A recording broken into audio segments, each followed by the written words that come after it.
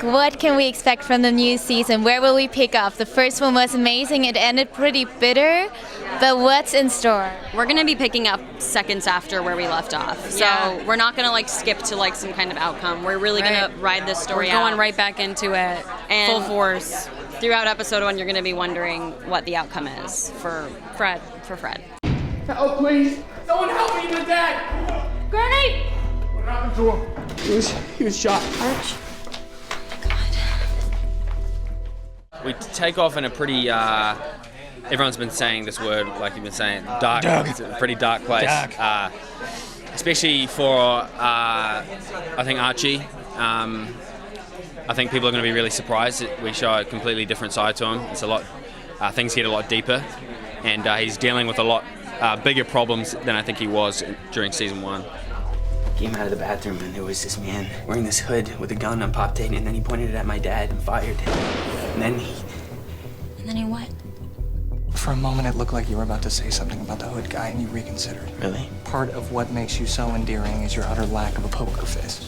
Jughead is placed in between two rival factions within the town, and he's also dealing with the hand of cards that he has to play with, and it's going to force a kind of action out of an otherwise conscientious objector who really does not want to make those actions.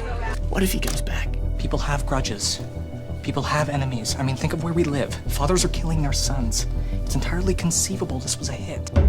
This man, his goal was something else, darker. It's like the angel of death had come to Riverdale.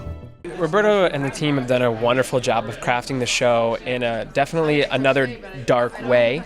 More of a suspense thriller, but still with the noir element. And then within that, the joy of the show for me is this madness is happening while these young kids are still going through a high school experience, which is highly comedic and highly dramatic and highly fun to just watch it unravel. Aside from us both having to be the rocks for our boyfriends, considering the turmoil that they're going through, both of our characters have their own turmoil, and I think for Veronica, it's her father arriving and not really knowing who she can trust, not knowing if it's her mom that's the bad one or the dad or both. So she's going to be pursuing that story, kind of trying to dig deeper into what's going on behind the scenes with her parents. Archie and Veronica, they're in a relationship. Betty and Jughead, they're in a relationship. One of those relationships is going to be really strong, and one of them is going to be tested. I can tell you that Josie is going to have a new love interest, Josie from Josie and the Pussycats. My hope is that Kevin Keller has a love interest soon. That will always be kind of the bread and butter of the show.